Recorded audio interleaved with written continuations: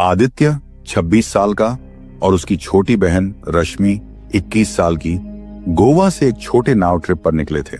छुट्टियां मनाने आए थे और सोचा था कि आज समुद्र में थोड़ा दूर तक जाएंगे। आसमान साफ था, लेकिन अचानक दोपहर के बीचों बीच काले बादल घिर आए। कुछ ही मिनटों में मौसम पूरी तरह बदल गया। तेज हवाओं ने नाव को हिलाना शुरू कर दिया। आदित्य घबराया, लेकिन उसने रश्मि को भरोसा दिलाया कि सब ठीक है। फिर एक जोरदार लहर आई और नाव पलट गई। कुछ देर बाद आदित्य को होश आया। सिर दर्द से फटा जा रहा था। चारों ओर बस लहरों की आवाज थी। उसने रश्मि को पास में बेहोश पड़ा देखा। बड़ी मुश्किल से उसे जगाया। दोनों ने चारों तरफ देखा। कोई इंसान नहीं, कोई नाव नहीं, सिर्फ सुनसान रेत और दूर तक फैले पेड़। सूरज ढल रहा था और ठंडी हवा लग रही थी। आदित्य की जेब में सिर्फ टूटा हुआ मोबाइल था, जो पानी में भीगकर बंद हो चुका था।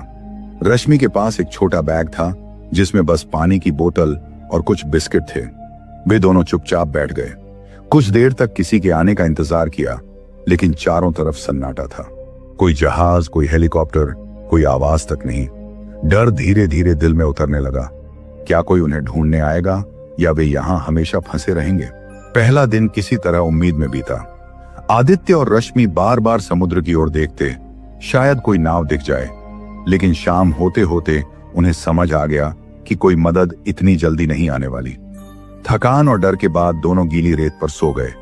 दूसरे दिन सूरज की तेज धूप ने उन्हें जगा दिया। पेट खाली था और गला सूख रहा था। रश्मि ने कहा, हमें कुछ खाना पड़ेगा, वरना ताकत खत्म हो जाएगी। दोनों ने चारों ओर खोजबीन शुरू की। पेड़ों पर चढ़कर नारियल तोड़े, पत्थर से तोड़कर पानी पिया। उन्हें कुछ कच्चे फल भी मिले, जिन्हें उन्होंने बिना सोचे खा लिया। स्वाद कड़वा था, लेकिन भूख के सामने सब ठीक लगा। शाम तक वे थोड़ा संभले, पर रात होते ही डर फिर लौट आया। समुद्र की तेज लहरों की आवाज और हवा की सीटी सी गूंज। दूर कहीं किसी जानवर की चीख सुनाई दी। रश्मि आदित्य के पास सिमटकर बैठ गई। सुबह जब वे उठे तो रेत पर कुछ गहरे पैरों के निशान दिखे। वे न आदित्य के थे न रश्मि के। दोनों ने चुपचाप एक दूसरे को देखा। दिल की धड़कन तेज हो गई। आखिर ये किसके निशान थे? क्या यहाँ कोई और भी है? तीसरे दिन सुबह आदित्य ने तय किया कि उन्हें आइलैंड के और हिस्से देखने चाहिए। शायद कोई मीठा पानी का सोर्स या कोई मदद का सुराग मिल जाए। दोनों धीरे धीरे किनारे किनारे चलने लगे। रेत पर अब भी कल रात वाले पैरों के निशान कुछ जगहों पर साफ दिख रहे थे। आदित्य हर कुछ कदम पर रुककर चारों ओर देखता, मानो कोई उन्हें देख रहा हो।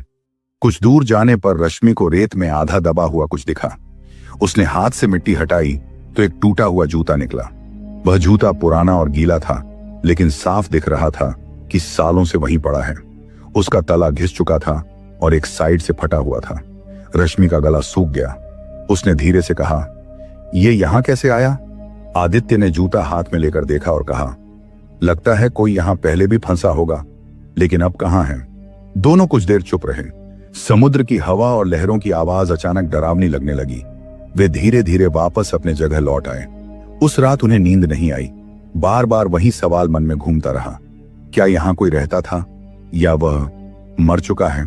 चौथे दिन तक उनके पास बिस्कुट खत्म हो चुके थे और नारियल भी कम मिलने लगे थे। आदित्य कमजोर पड़ने लगा था। रश्मि ने कहा, अगर ऐसे ही रहा तो हम जिंदा नहीं बचेंगे। हमें अंदर जंगल में जाना पड़ेगा।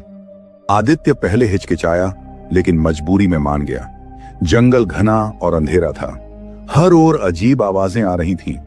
पत्तों की सरसराहट, दूर किसी पक्षी की तेज चीख। कुछ देर चलने के बाद उन्हें एक खुली जगह दिखी, जहां लकड़ियों से बना आधा टूटा झोंपड़ा खड़ा था। ऐसा लग रहा था जैसे सालों से किसी ने उसे छोड़ा हुआ हो। दोनों धीरे धीरे झोंपड़े के पास पहुंचे। आदित्य ने अंदर झांक कर देखा। अंदर जमीन पर पुराने सड़े हुए कपड़े पड़े थे। एक कोने में टूटा हुआ बर्तन पड़ा था, जिसमें अब भी बारिश का पानी जमा था। सब कुछ गीला और सड़ान से भरा था।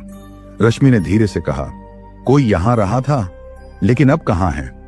अचानक पास की झाड़ियों में कुछ हिला। दोनों डरकर पीछे हट गए। आवाज बंद हो गई, लेकिन दिल की धड़कन तेज हो गई। उस रात वे झोंपड़े के पास ही रहे, लेकिन सो नहीं पाए। अगर कोई यहां कभी था तो क्या वह लौट भी सकता है? 5वें महीने तक आदित्य और रश्मि ने आइलैंड के जीवन को कुछ हद तक अपनाना शुरू कर दिया था। उन्होंने छोटे छोटे साधन बना लिए थे, नारियल का पानी, कच्चे फल और बारिश का पानी जमा करने के लिए कुछ पुराने बर्तन। लेकिन लगातार बारिश और ठंड ने उनके शरीर को थका कर रख दिया था। एक दिन आदित्य का पैर एक छिपे हुए पत्थर पर फिसला।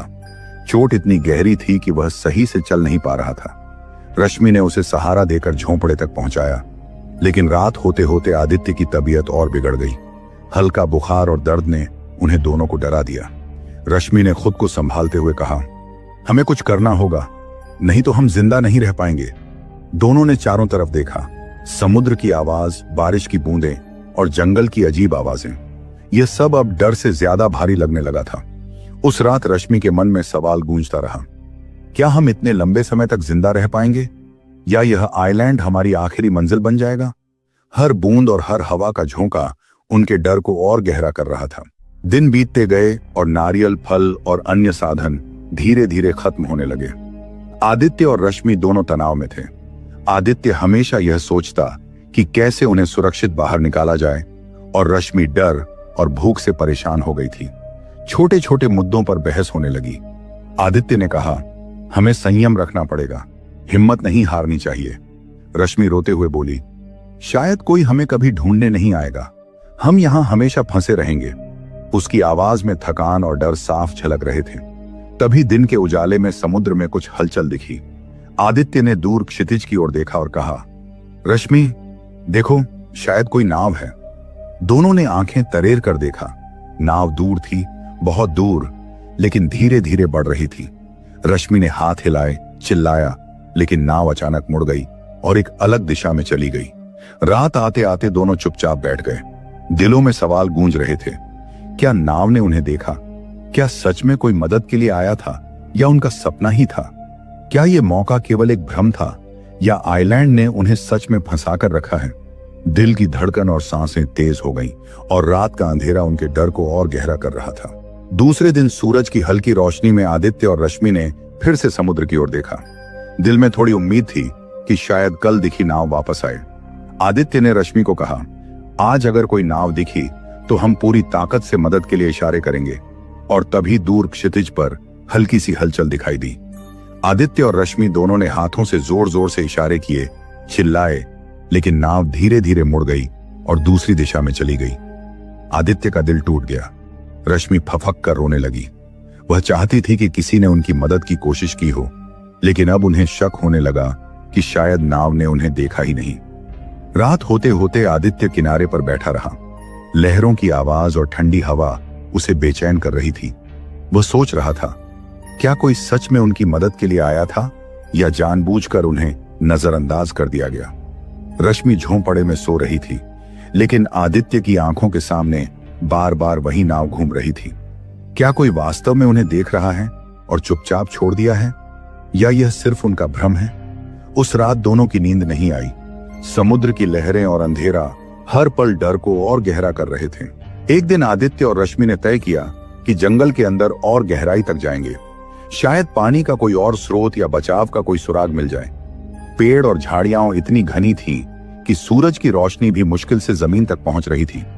आदित्य ने जैसे तैसे कदम बढ़ाए, तभी उसने कुछ चमकता हुआ देखा। जब उसने पास जाकर देखा तो उसके पैरों के नीचे इंसानी हड्डियां बिखरी हुई थीं। आदित्य चौंक गया। वह धीरे धीरे रश्मि को बुलाने गया। रश्मि का चेहरा भय और घबराहट से सफेद हो गया। हड्डियों के पास टूटा हुआ बैग पड़ा था, जिसमें कुछ गीले कपड़े और फटी बोतलें थीं, और वहीं एक पुरानी डायरी भी पड़ी थी। आदित्य ने सावधानी से उसे उठाया और धीरे से पन्ने पलटने लगा। एक पन्ने पर लिखा था, अगर कोई ये पढ़ रहा है, यहां से निकल पाना नामुमकिन है। दोनों की सांसें तेज हो गईं। उनका मन डर और अविश्वास में घिर गया। कौन था यह व्यक्ति? क्या यही वही था जिसके पैरों के निशान उन्होंने पहले देखे थे? क्या यह वही व्यक्ति था जिसने कभी यहां जीवन देखा और अब मर गया?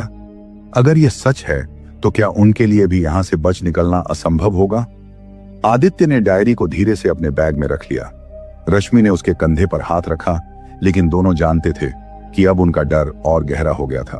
अब आदित्य और रश्मि के मन में धीरे धीरे हार का डर बैठने लगा था।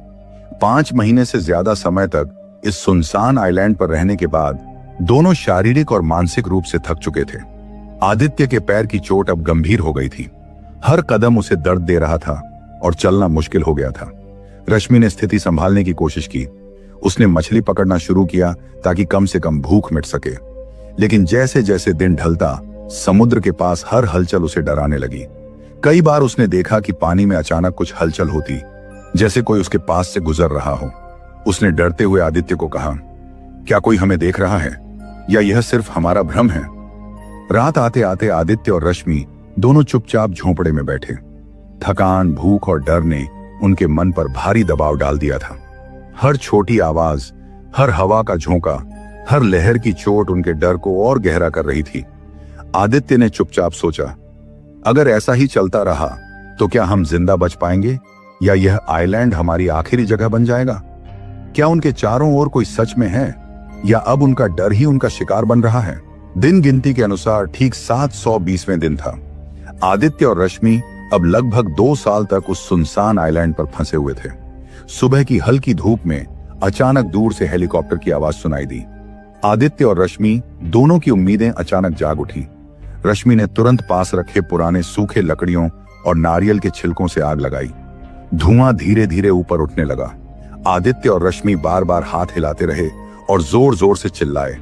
हेलीकॉप्टर ने धुएं की दिशा देखी और नीचे से नाव भेज दी गई।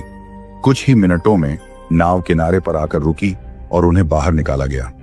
आदित्य और रश्मि दोनों थकान और राहत के मिश्रित भाव में थे। वे आखिरकार सुरक्षित थे। समुद्र की लहरें अब डर नहीं बल्कि बचाव की याद दिला रही थी। लेकिन आदित्य ने ध्यान से डायरी को अपने बैग में छिपा लिया। रश्मि ने देखा, लेकिन वह कुछ नहीं बोली। उनके बीच अनकहा सा सस्पेंस रह गया। आखिर उस डायरी में ऐसा क्या लिखा था जिसे आदित्य ने बाकी दुनिया से छुपाया? क्या डायरी का रहस्य अब भी उनके साथ है? क्या उन्होंने सच में वह सब कुछ देखा और पढ़ा जो अब तक किसी को पता नहीं चला? आदित्य और रश्मि आखिरकार शहर लौट आए। पुलिस स्टेशन में उन्होंने पूरी घटना विस्तार से बताई। कैसे वे आइलैंड पर फंसे, भूख, डर, बारिश, नाव और रहस्यमयी हड्डियां। अधिकारी उन्हें ध्यान से सुन रहे थे, लेकिन उनकी आंखों में हैरानी और शक भी था।